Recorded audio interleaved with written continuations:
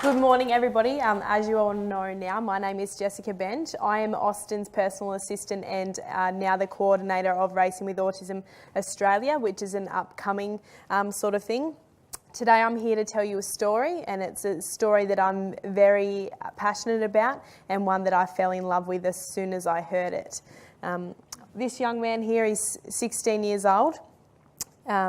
And he was born, obviously, 16, almost 17 years ago, weighing 12 pounds. So he was quite a big baby. His family have told me that he was an incredibly good baby. He ate a lot, he slept a lot, and he filled his nappy a lot. And he loves me telling everybody that. Even at 2 years old, you could tell there was something pretty special about Austin. He had a mischievous laugh and a contagious smile, and he had a bit of a glint in his eyes. It was easy to see it at a young age that he had one love in life, and that love was for cars. That's all he looked at, that's all he dreamed about, and that's all he could think about at any point in time. Austin, instead of taking a teddy bear to bed, he would take a die-cast car, and he would take a different one each night, so none of the others felt left out. Now, at points, he had about 100 die-cast cars, so they didn't get much of a turn going to bed with Austin. So Austin's first day of kindergarten didn't really go as planned, and what his parents would have hoped was going to be a good start to his school life was far from it. It was about halfway through the day when he approached his teacher and decided to quote a line from an Austin Powers movie, and that actually ended him in the principal's office. And that was somewhere that he spent for the majority of his early school life. Austin's really struggled socially in kindergarten. Any friends that he made seemed to get him into more trouble than he could do so himself.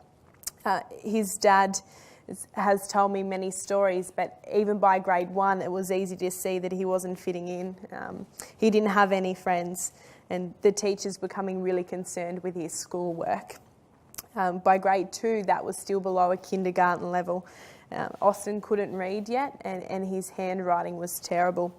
He couldn't spell the simplest words like cat or dog, but if you asked him to spell the name of a car like Lamborghini, he would do it no problems, and he still does that to this day. So the teachers even started drawing the blinds in the classroom so that Austin wouldn't look out at all the cars driving by. And by grade 3, things just continued to get worse for Austin. He was struggling even more socially, and the teachers pulled his parents aside and said that they should have him assessed for a learning or physical disability, and that's what they did. And he was diagnosed then with severe ADHD and a fine motor skill impairment, which obviously made it very tough for him to use his fingers and do all those small movements with his body, which explained the handwriting skills. And at that point, and to this day, Austin, this morning I tied his shoelaces. I cut his food for him at breakfast because that's something that he really struggles to do. So for grade 3, Austin was sent off to a special school just for children with ADHD, and that was supposed to be a 3-year program. And things seemed to improve for Austin, but at the same time, he was still having a lot of behaviour issues and a lot of social issues, which made life for his family quite tough. The doctor suggested they would try a sport for Austin, so they tried soccer. And Austin's dad is English, born in England and moved to Canada, so his love and passion for what he calls football, he was very excited for Austin to play soccer, and it was an exciting first game. Do you agree? Or not? No. So Austin, he ran onto the field, he kicked the ball very much by accident, and he actually scored. And his dad was absolutely stoked and very happy. And Austin ran over to his dad, and his dad says to me all the time, "Jess, I thought it was going to be the best father-son moment that I'd had with my son to that point," until Austin said, "Dad, can we go home now?" And he thought his job was completely done, and that he didn't have to play soccer anymore. And then his dad said to him, "Austin, you have 18 more games." And Austin promised that he would stick it out. And he arrived at every game, stood on the field and watched the cars go up and down the street and never touched the ball again. He would come off the field and say, "Dad, did you see that car drive by? How amazing was that?" His dad also loved ice hockey, being in Canada, so they decided to try Austin with power skating. Austin fell onto the ice, and unfortunately immediately he fell down, as probably do most people when they start ice skating. But Austin's attitude to that then was, "I'm not getting up because I'm just going to fall back down again." So that was basically the end of his ice hockey career. In 2007, Austin and his family, their life changed. They received a brochure in the mail about a come and try go-kart day. In Canada, they have an amazing program called Arrive and Drive Go-Karting, where you can just turn up and race a go-kart that's there for you. And that was a 4-stroke go-kart, so not very fast. But Austin, it took him a little bit of convincing to try it. But once he got in, he didn't take his foot off the accelerator the whole time. He spun out 20 times, and when the checkered flag waved, and even if you're not into motorsports, everybody still generally knows that the checkered flag means you're finished the race and to come in. Austin refused to do so, and his dad had to walk onto the track and stop him. And his dad was really angry. And I've heard this story so many times now that I get this little, feeling about how his dad must have felt when he looked into Austin's helmet and seen a smile on his son that he'd never seen before. And that day, Austin in the last race ended up finishing 8th out of 10 drivers, but that was the only time that year that he didn't finish first, second or third in that beginning year. And at the end of the season, he finished 3rd overall out of 200 kids, and he was by far the youngest. So it was very impressive. Austin since then has continued to grow in the go-karting world. As you heard before, he's now racing go-karts capable of 150 kilometres an hour. We talk a lot in schools about the struggles that Austin has to this date and what's been really tough for him. And I've now been in Austin's life for a bit over 18 months, and I spent 14 months in Canada. And when I arrived, the second day that I arrived, I went to school with Austin. That was the big part of my job, was to go to school with him and create a program for him where he actually wanted to go to school and where I could do my best to try and make him feel like he fitted in there. I sat in the classroom of 10 students and 4 adults, basically a teacher and 3 teacher assistants. Austin sat at the back at his desk, and that's basically where he stayed for about 2 minutes before he was completely ready to get up and go for a walk. His concentration for school life was about 2 to 5 minutes, and I sat back and watched this young man who I'd known for a day, who took probably about an hour for him to start talking my ear off. And he sat in this classroom shy and reserved, and I already knew the personality that he had, and it was really sad for me to see him not have that in a school life. And it clicked for me then that I was there to do a job, and that job I was going to do to the best of my ability. And the next day I marched myself into the principal's office at a school of 1,700 kids in Canada. I'd met the principal the day that I arrived for a quick hello, how are you? Thank you for letting me volunteer at your school with Austin Riley. I walked in and said, what are you going to do about this, and how are you going to support me in helping these students in your school with special needs feel like they belong here? And he said, well, you tell me. So I spent 2 weeks putting quite a plan together of how I was mainly going to help Austin at school. So I watched him for 2 weeks. The start of his day, he would walk into the classroom, put his bag away. He was unable to do the lock himself, to unzip his bag to get any of his agendas or anything like that out. He was unable to do that without help. And his school was so busy. There are about 30 kids there that needed support, and Austin was definitely pushed to the side because he can toilet himself and feed himself. You know, he was seen as somebody that didn't necessarily need the help that I knew that he needed. And he was very lucky that his parents were able to coincide with me winning my scholarship, that he could have that one-on-one with somebody. He would then do a basics class with his teacher, and Austin had no interest in any of that schoolwork whatsoever. So if they were to do a word search, Austin would look at me and say, I'm not doing it. And it wasn't defiance, it wasn't naughty behaviour. He had no interest in that, and he couldn't figure, well, why do I actually need to do this? And to me, I was thinking, why does he actually need to do this? You know, if he can't yet tie his shoelaces or do up his buttons or cut his own food, this isn't really that important. But if his teacher wants him to do this, then we need to change it so that it's interesting to Austin. So that's exactly what I did. We changed his whole schooling program that was based around cars and racing and what he was interested in. So if I was to ask Austin right now, what's 5 plus 5? He would look at me and shake his head and say, I don't care, I don't know. If I was to say, Austin, if I had 5 Ferraris and I brought 5 Lamborghinis, how many cars would I have? He would say 10 straight away. But then he would probably say to me, Jess, but why do you want to buy Lamborghinis? So there was a great portion of my time with Austin in Canada where I really watched him struggle at school. In the corridor, he would barely walk down the corridor without having headphones on, listening to his music. There were so many people. And he was going under the radar at the school as just one of those other kids. And it was really sad to see. So academically, to this day, he's still below probably a grade 3 level. But that doesn't make Austin who he is, and that's not his future. Academics isn't his future. So that's not something that we really pushed. It was more about him learning to fit in somewhere socially. So we worked really hard on that at school, and I can very proudly say now that we actually have to talk him out of going to a practice day in a go-kart. Talk him out of not going to school to go and practice in his go-kart. And I never thought I would say that at the beginning. So school life for Austin's definitely changed.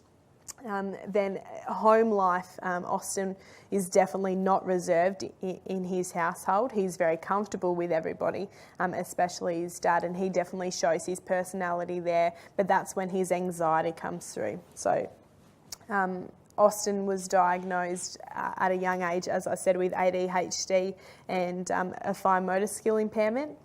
In 2011, which you will think is actually really not that long ago, they moved to a new town to give him a fresh start at a new school, and that's the school that I ended up working with Austin at. And the teacher that he originally had there said to his parents, there's actually something else going on here. Yes, he does have ADHD, she believed, but she also thought something else was going on, and she was very right. So Austin was then diagnosed with autism, ADHD, high anxiety, and the fine motor skill impairment. So all these different struggles that he was having socially and academically, and as far as how he lived his life, was then answered by that. It's now 2016, so only 5 years ago was he diagnosed with autism. It's so important for a diagnosis of autism that you get that early intervention stage, which is to about the age of 7. To teach him anything now, we're looking at double the time, if not more. So that late diagnosis definitely delayed Austin's learning abilities. So we'll talk about some of the exciting stuff. Austin finished 3rd at the Canadian Nationals in a class called Micromax. And I look at the Micromax kids now, they're very little, they're very sweet little things, and I picture Austin, obviously I didn't know him then, running around the racetrack. It was a place where he fitted in and where he was accepted for who he was. And everybody knew that he had ADHD at this point, but they accepted him and they knew that he was an amazing talent. To tell you one story, Austin won every race one year, and it come to Father's Day, and the little boy that always comes second, Austin heard him say to his dad, "Dad, I really wish I could win for you on Father's Day. I want to win like Austin does." And this young man here decided that he would go and let that boy take the lead at the start, and Austin stayed behind him the whole way. And his dad was on the sidelines. "Austin, what are you doing? You can win this race." And Austin come off and Austin said, "Dad, don't you want that dad to have the feeling like you get when I win?" And, you know, that was pretty special on Father's Day. So Austin, when he was younger, he was on medication for ADHD to keep him calm at school and try and help him concentrate just a little. And unfortunately that meant that he didn't want to eat. Generally medication for those things, children don't want to eat so much. And Austin was very weak, and believe it or not, his nickname's actually Wee Man because he was so small when he was little. He's not so wee anymore. And he was, by the end of a race, he was really struggling because he was so weak, and the go-karts were so big and hard for him to control. So he just kept getting better and better. And surprisingly, the faster the go-kart that he got in, the more successful that he was. I can tell you that every go-kart that Austin's had has had a name. The name that sticks out to me most in the story was one Christmas he got his first ever two-stroke go-kart, so a little bit faster, and he named it Mr. Happy because that's how it made him feel, which is pretty special. Austin had a lot of trouble understanding the aggression of racing. Although it's not a contact sport, older drivers were a bit more aggressive on the track, and he really couldn't understand why they were like that. If he knew someone was behind him, there was quite often times where he would let them pass until he knew he was faster in a different place, and then he would pass them. And he's the cleanest racer you've ever seen. Not the cleanest eater or the cleanest bedroom keeper, but definitely the cleanest racer. So to this date, Austin has won 3 Canadian championships. Just last year, he placed 3rd in a class called DD2, which is a direct-drive shifter kart, 2 gears. And I got to be at that race, and that was his first big race in that class. He was 16 years old, and the next eldest was 20. Austin really struggled with his anxiety that weekend, and he didn't qualify well, and his pre-final and his heats didn't go as planned. But for me, the fact that he just was getting out there and doing it was the main thing. But I thought to myself, what can I do to make Austin feel better here? How can I help him? And a big passion that Austin and I grew was actually dancing.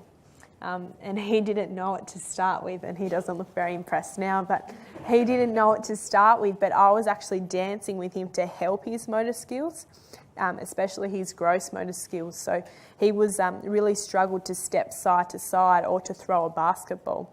So we all know that dancing has really big movements and all those sorts of things. So that's why I was doing that with him, but then in the end it just became fun. So before this big race, I said to him, let's have a dance, let's lock the trailer doors. We won't let anybody else in. We'll put our favourite song on. We'll have a dance. We'll be relaxed. We'll be calm. So we did that, and the trailer was rocking, as he would say. And everyone was probably wondering what was going on. But just before his final, I helped him. I became his helmet girl, he would call me. We put his gloves on, we put his helmet on, and I looked at him and I said, it doesn't matter what happens in this race, I'm proud of you no matter what. And he said, Jess, don't worry, I've got this.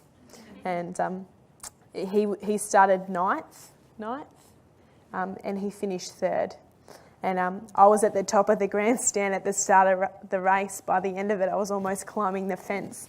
And when you know and when you're around all these amazing drivers and these people that are so very passionate and put so much finances into their racing, to watch this 16-year-old man with autism, who I've just cut his food for him, I've just tied his shoelaces, his anxiety's been through the roof that I've had to wrap him up in a blanket and lay on top of him to calm him down. How he's just done what he's done, just unbelievable. And he pushed past, the best moment for me was him pushing past everybody. He gave his dad, who's his biggest supporter, a little hug after coming off the track there. He pushed past everybody and he got to me and he said, Jess, can we go for a donut now? And that was all and he knows that's what he said. And there's a photo of me and I'm sobbing, absolutely sobbing. I was extremely proud of him. So Austin's life story is becoming a documentary, and I think that's so important, and it's one that's, I'm pretty proud that, I'm classed as one of the main characters in that. And we're hoping for a red carpet event. I'm not sure that we're going to get it, but we did a 12-week, basically an 89-day tour of North America, 28,000 kilometres. Austin raced at 10 different tracks, and he podiumed at every track except one. We visited 25 schools and we spoke to about 20,000 people all over America and Canada and shared Austin's story. And we like to use Austin's story as autism awareness. So we look at Austin going into school, and his peers didn't know how to interact with him, but they had no idea why he was behaving the way he was. And so the more people that we can teach just a simple little thing about autism, then that's somebody with autism that's going to go into a school and, be more accepted and feel more as though that they belong. And we do that by sharing Austin's story. And there's so many things that we can talk about that, that he's struggled with. To just this morning, Jess, what time's lunch? Austin, we haven't had breakfast yet. I know, but what time's lunch? Something that he can't work past until I say to him, okay, lunch is going to be around 1 o'clock, but we're going to come back here first and get changed. Or Austin doesn't like, he hates jeans. Not happy with me this morning at all because he wanted to wear shorts, right? Yeah. And he doesn't like jeans, and he doesn't like particular types of clothes. This morning at breakfast, he had a choc chip muffin. Now that's something that started when he was younger. That's become a routine. That's something that's really hard for him to break. And you think, being at the top class of racing in the world, that you wouldn't have a choc chip muffin for breakfast, nor do you think that when you come off the track, all he wants to watch is Peppa Pig or Arthur. So he's a 16-year-old boy, and some of his mindset's around a 6 or a 7-year-old. Austin's amazing that he sits here and lets me tell that story, and he's very aware of all those things that he does differently compared to everybody else around his age. And he knows when it's time, when he goes home, he can do what makes him feel comfortable. So he can watch his cartoons and anything that's calming him down, he can do that. At school, we try and act as a teenager, and we do our best to fit in. And we don't need to talk about Arthur and those sorts of things, right? Yes, Jess, he says. I went completely off track, but so Austin's family, they never wanted to hide his autism from the racing world, but they were really nervous that they would actually take his racing licence off him. But he had done more than prove himself on a racetrack, so they decided that that basically wasn't possible. So they began the organisation called Racing with Autism. And it's been a whirlwind since that started. Austin's become more than just a racer. He's become a hero and an inspiration to people all over the world with and without disabilities. Especially two young men back in Canada who both have autism, who very much the same as Austin, didn't have anything in life, didn't fit in anywhere. We've actually been able to, all the t-shirts that we sell for Racing with Autism, half of that money has gone to buying them a helmet and a race suit, because it's very expensive, so that they can start racing. And they're not as naturally talented as Austin, but they rock up to the track and they think, Austin's going to race in the fastest class today and I'm racing in the slowest class, and they've said this to us, but wow, I'm a hero. And they are, they're stepping out and doing those things. And so right now we think roughly we've spoken to about 26,000 people in North America. Austin's been in Australia with me for 5 weeks now. And we've spoken to about 14 different schools in Tasmania. I'm from Tasmania, and this is our only mainland presentation, but basically the plan is to bring, if we have the funds, to bring Austin back next year to do it bigger and better. Austin, I guess my journey with Austin started a month before I won the Australian Overseas Foundation Scholarship, because I found his story on Facebook. And my hobby and my passion is racing. And I have such a strong passion for the work that I do with people with autism that when I see Racing with Autism pop up on Facebook, it was like, how cool's this? And I absolutely loved his story. And I, chatted a little with his dad and said how amazing I thought it was what they were doing. And then I was so lucky and privileged to win the Australian Overseas Foundation Scholarship. And I immediately thought, I really want to go and work with the young man with autism in Canada that races. That is my dream job.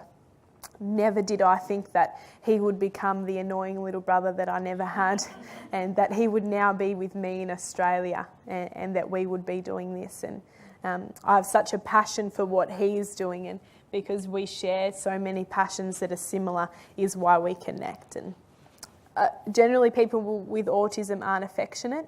Austin is what we would call over-affectionate. Or what I do. He only really touches 5 people in his life, and the other 4 are people that have been in his life his whole life. And we have to have a limit to how many hugs we have a day, because he likes to feel that when he's around an anxious situation, all he'll want to do is hug, and he wants that compression.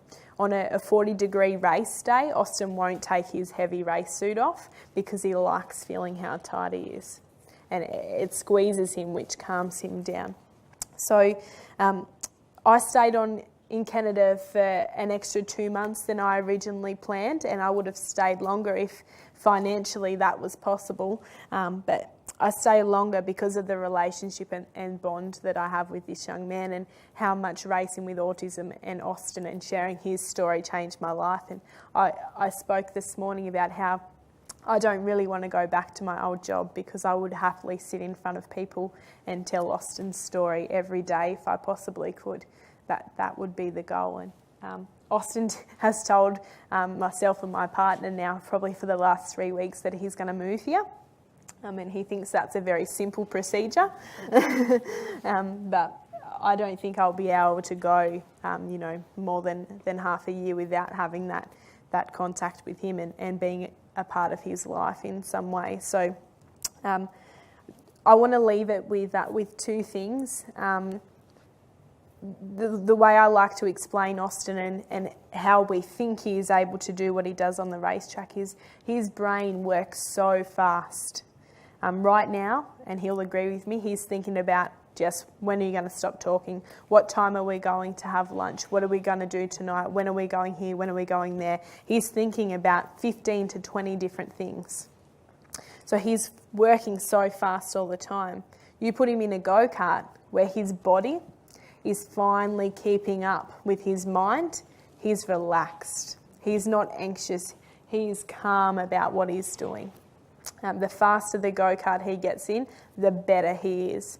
So he's now actually the first person in the world with autism to get their open-wheeled race car licence. And I got to watch him in a race car at a famous track in California called Laguna Seca.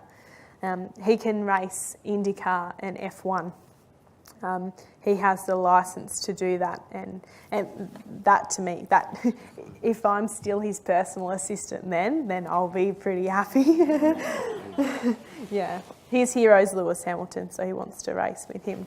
And lastly, we were in a trailer park in California, and we were watching the movie The Imitation Game, and the man on there said a quote.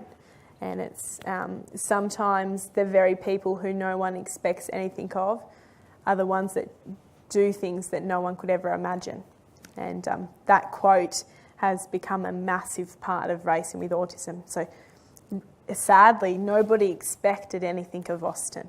He was just another student at that school. He was just another person, and nothing was expected of him.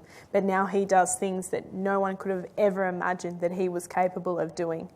And I'll finish with the fact that he's 16 years old, has autism, high anxiety. He's on the other side of the world with no parents, no family, and he's coping. He's just like a champion. He's amazing. So I could go on for much, much longer, but I think we can have questions later. But I think what we'll do now, Austin's, as we sort of started travelling, Austin wouldn't even go into the schools. He refused to go into the schools because he was nervous and anxious. And now he goes into places and sits like he is now. And halfway through our big tour, he said, "Jess, I want to talk today." "Dude, you're always talking. What do you mean?" "No, I want to talk today." "You mean in front of everybody?" "Yeah."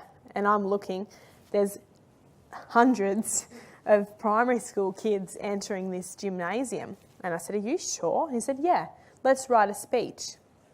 Okay. Proudest moment of my life was standing next to him while he said this speech. And he has spoken at every presentation, if he feels comfortable, ever since. So, but we actually have a video, and we're going to show you that video. And then after that, hopefully you get to hear his pretty cool Canadian accent. So we'll watch it, and it's a pretty cool video.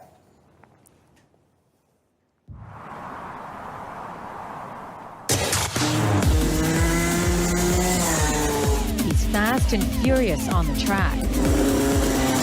At just 15 years old, Austin Riley is a go-kart sensation.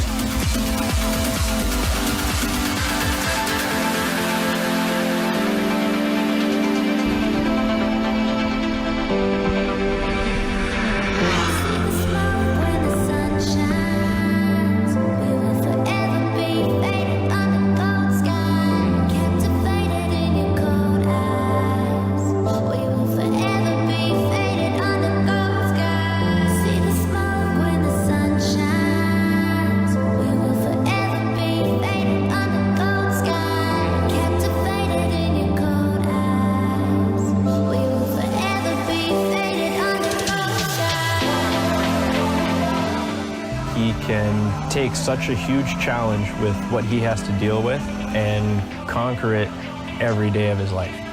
He goes against what everyone thinks that he can do. Like place in every race, beat some of the best, and come home with a victory.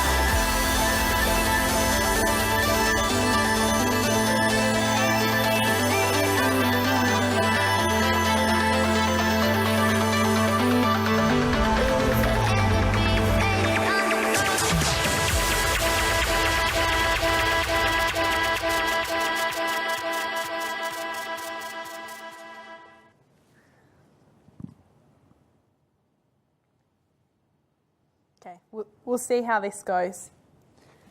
You ready? Do you want me to check? It's working. You have to hold it up to your mouth though.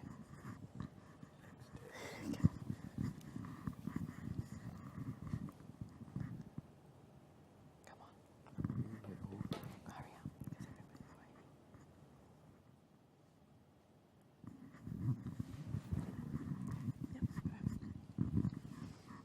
Hurry up. Racing changed my life. It has made me who I am. It makes me feel free. If I can follow my dreams, then so can you. If I can face my fears, then so can you. Just because you have autism, it doesn't mean you can't do great things. Thank you for listening.